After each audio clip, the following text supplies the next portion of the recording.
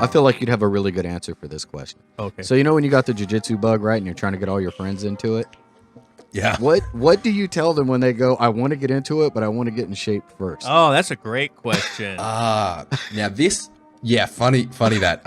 John, my opinion when I first started jiu-jitsu was wrong. And I have a video on this exact question, and my opinion on that video, I'm going to do an update to it. So basically, my opinion used to be, man, you got to get fit to do jiu-jitsu. You got to I used like a weird military analogy as well. I was like, in the military, we've got a saying, it's get fit to fight, don't fight to get fit, or something like that. And man, I look at it now and I'm like, bro, you got no fucking idea what you're talking about.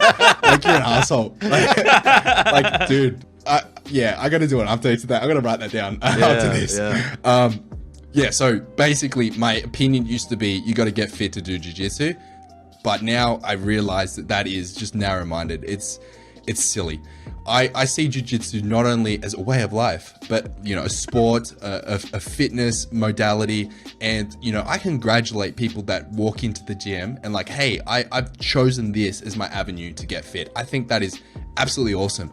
I encourage it. I support it. I think it's excellent. So to people that say that, I want to get fit first, well, when's that going to be? Give me a date. Give me a timeline. If that is really how you feel and that's what you want to do, let's set a date. Let's book in for your trial in 3 months and get fit to that date. Like if that's how they want to approach it. But I wouldn't really suggest that. I would say get involved, get in there. It will help you along your fitness journey. And I think that not only will it help you to get fit, but it may even motivate you to want to get fit because you're like, fuck, I'm gassed out after one round. I need to sort this out. So it can work as the opposite, if you know what I mean. So that's my new, updated, and more considered approach in response to that question. Yeah.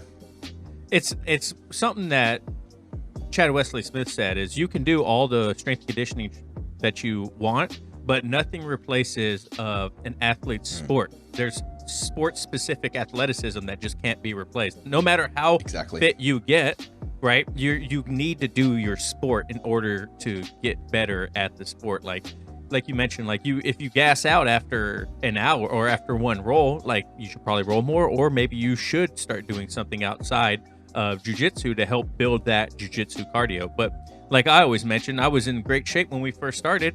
And, I was like the strongest I ever been. I had like 6-pack Travis, ripped first class. I was like, I would freaking die. You know what I mean? Like 3 minutes in, a one-stripe white belt that has been training for 6 months, that's like half my size, was just whooping my tail. Like, it doesn't matter how fit you are. There's still the magic of jiu-jitsu is always going to be more superior than any amount of fitness that you have, in my opinion. Yeah, I totally agree. And it's even backed by science. You guys may have heard of this probably, but just for the listeners, there's a concept known as the SAID principle, or the specific adaptation to imposed demands, SAID.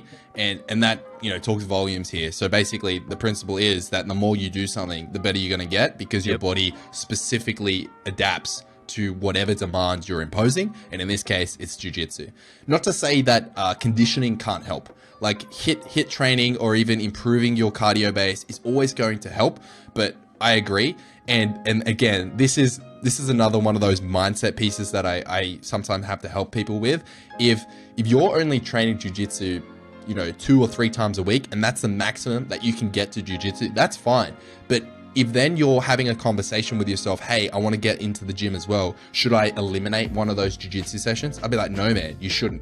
Like, the whole point is to train jiu-jitsu. The whole point of you being a jiu-jitsu enthusiast, a hobbyist, a jiu-jitsu player, is to get on the mats and roll. And that's what, at the end of the day, that's what we all want to do. That's the most fun.